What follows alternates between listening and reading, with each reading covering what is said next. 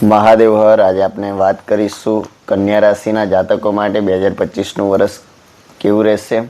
અત્યાર સુધી આપણે સિંહ રાશિ સુધીની ચર્ચા કરી છે. આજે કન્યા રાશિના જાતકો માટે પંચાંગના અનુસાર કેવું રહેશે વર્ષ તે આપણે જાણીશું. વર્ષના પ્રારંભમાં ગુરુ મહારાજ તમારા 9મા ભાગ્ય સ્થાને ભ્રમણ કરશે, જે તમારી ભાગ્ય વૃદ્ધિની તકોમાં વધારો કરે, તમારી મહત્વાકાંક્ષામાં વધારો દેખાય, તેમજ જીવનમાં આગળ વધવા માટે અનેક યોજનાઓ તમને દેખાય, પરંતુ તમે તેને અમલમાં ન લાવી શકો. ધાર્મિક કાર્ય તમારા હાથે થાય, ધાર્મિક યાત્રા મુસાફરી થાય, વિદેશ પ્રવાસના તમારા સપના સફળ થાય, તમારી માનસિક અશાંતિના વાતાવરણમાં સુધારો થાય, ભાઈ બાડુ જીવનમાં પ્રગતિના સારા ચાન્સ મળે, તેમનો પણ સાથ સહકાર તમને તમારા જીવનમાં પ્રાપ્ત થાય, તમારા સંતાનોમાં જીવનની અંદર પ્રગતિ થાય, શેર સટ્ટા કે કામકાજમાં તમને સફળતા પ્રાપ્ત થાય.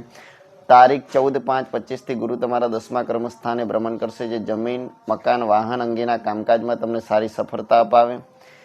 જમીન મકાનના અગાઉ થયેલા ઉભેલા જે અવરોધોના નિરાકરણ આવે, જમીન મકાન કોર્ટ કેસમાં સફળતા મળે, તેમજ નવી ખરીદી પણ તમે કરી શકો છો. ધંધા વ્યવસાયિકોને કામકાજમાં પ્રગતિ થાય તથા નવા ધંધાનું આયોજન કરી શકશો. સામાજિક માન પ્રતિષ્ઠામાં વધારો થાય, કૌટુંબિક આવક વધારવાના પ્રયત્નો તમારા સફળ થાય, તેમજ 18/10/25થી ગુરુ તમારા 11મા સ્થાને ઉચ્ચનો થઈ ભ્રમણ કરશે. આર્થિક લાભની શક્યતાઓ તમને પ્રાપ્ત થાય.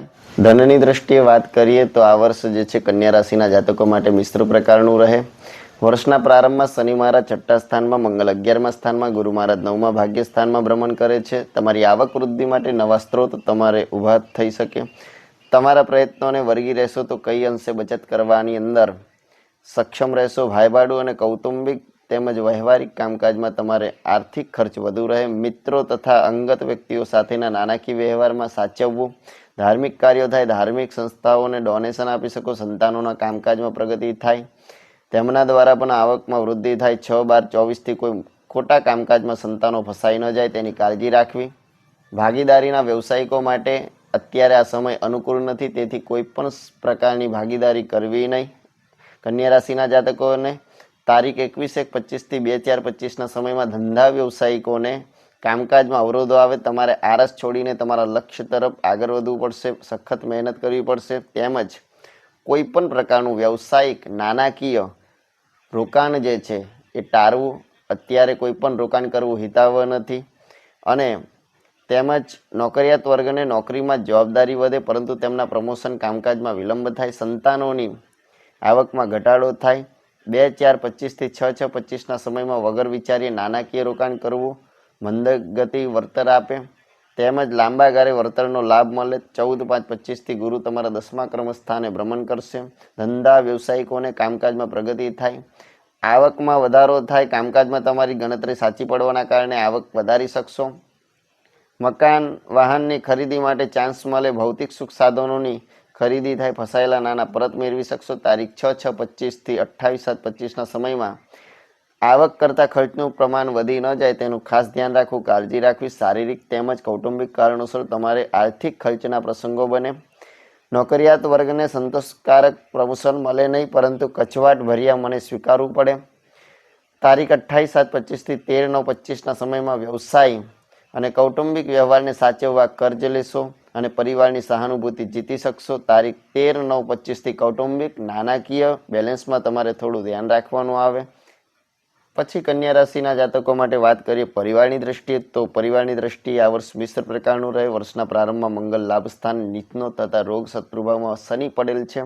7મા સ્થાનમાં રાહુ પડેલ છે. કૌટુંબિક સુખાકારીમાં ઘટાડો થાય.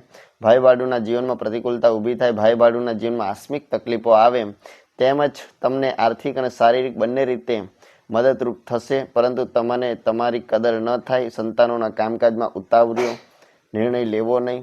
તેમજ 7મે રહેલો રાહુ દાંપત્ય જીવનમાં પ્રતિકૂળતા આવે અને જીવનસાથીને ધીરજથી અને શાંતિથી સમજાવવાનો પ્રયત્ન કરવો. તેમની નાની બાબતમાં ઊભી થયેલી ગેરસમજો દૂર થાય.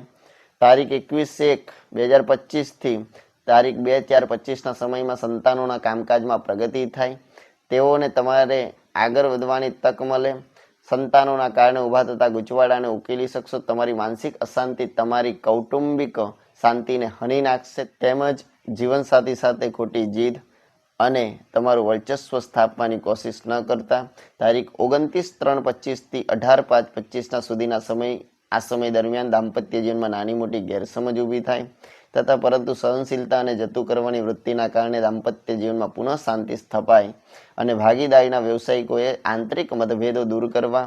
તારીખ 18/5/25 થી રાહુ તમારા 6ઠ્ઠા સ્થાનમાં ભ્રમણ કરતા તમારા દાંપત્ય જીવનમાં અંશતઃ રાહત મળશે, પરંતુ શનિનું ભ્રમણ પણ તમારા જીવનમાં ઉતાર ચઢાવ લાવશે અને પિતા સાથેના સંબંધોમાં સુધારો થાય. વડીલોના સાથ સહકાર સારો મળે.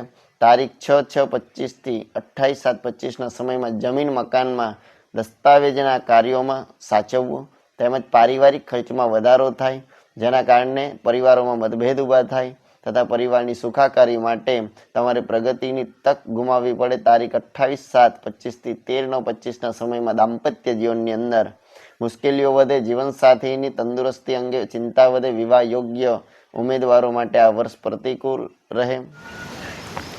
શારીરિક તંદુરસ્તી અંગે આ વર્ષ જે છે એ તે મધ્યમ પ્રસાર થાય. તેમજ વર્ષના પ્રારંભમાં કેતુ મહારાજ તમારા દેહસ્થાનમાંથી શનિ તમારા 6ઠ્ઠા સ્થાનમાં ભ્રમણ કરે છે, જે વર્ષના પ્રારંભમાં 21/1/25 સમયમાં પડવા વાગવા અને અકસ્માત તેમજ શસ્ત્રક્રિયાથી સાચવવું તથા ફેફસા કે માથાના દુખાવાથી તથા કફ અને વાયુના રોગોથી સાચવવું.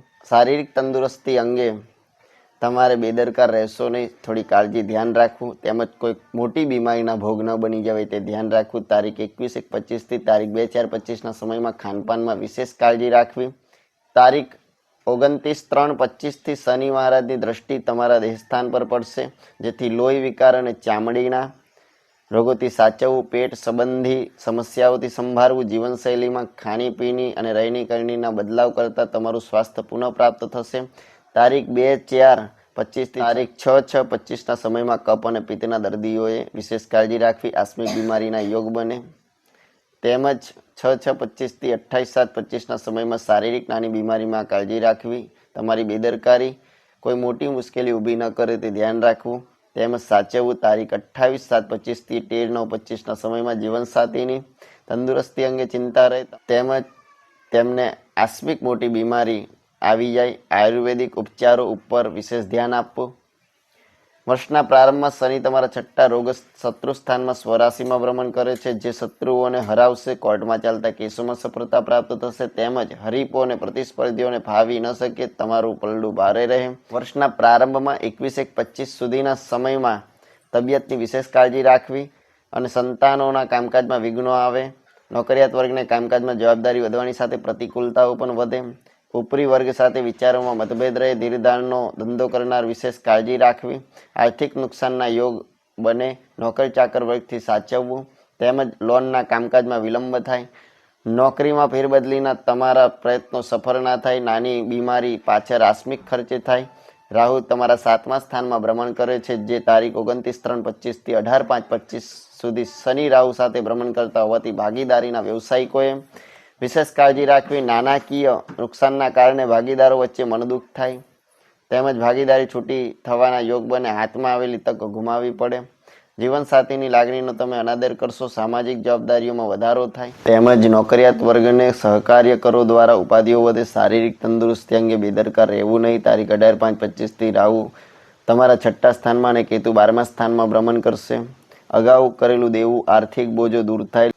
લીધેલી લોન પરત કરી શકશો. નાની મોટી લોનનું ઋણ લીધું હોય તો તે બચત દ્વારા પૂરું કરી શકશો. નોકરિયાત વર્ગને પ્રતિકૂળતામાં વધારો થાય. કોર્ટ કચેરીના કામકાજમાં ફસાઈ જાવ. સ્ત્રીઓ માટે આ વર્ષ કસોટી રૂપ છે. તમારે દાંપત્ય જીવનમાં ગેરસમજોના કારણે આંતરિક અને માનસિક અશાંતિ રહે. સમય અને સંજોગોને વસાત ધ્યાનમાં રાખી તમારે કૌટુંબિક એકતા રાખવી પડે. તમારે વધુ સહનશક્તિ કેળવવાની જરૂર પડે. વિદ્યાર્થીઓ માટે આ વર્ષ પ્રગતિકારક રહેશે. વર્ષના પૂર્વાર્ધમાં મહેનતના પ્રમાણમાં સફળતા મળે. ઇતર પ્રવૃત્તિઓથી દૂર રહી મહેનત કરશો તો ઉચ્ચ ડિગ્રી પ્રાપ્ત કરી શકશો. તેમજ ભગવાન શ્રી ગણેશ અને શ્રી વિષ્ણુ ભગવાનની આરાધના કરવાથી આવનારી મુશ્કેલીઓમાંથી ચોક્કસપણે કન્યા રાશિના જાતકોને માર્ગ પ્રાપ્ત થશે. મગની દાળનું દાન કરવું તેમજ શિવજીની ઉપાસના કરવી. આ યુટ્યુબ ચેનલને સબસ્ક્રાઈબ કરો, વિડીયો લાઈક કરો, કમેન્ટ કરો, શેર કરો. આવા જ વિડીયો જોવા માટે અમારી સાથે જોડાઓ. મહાદેવ હર.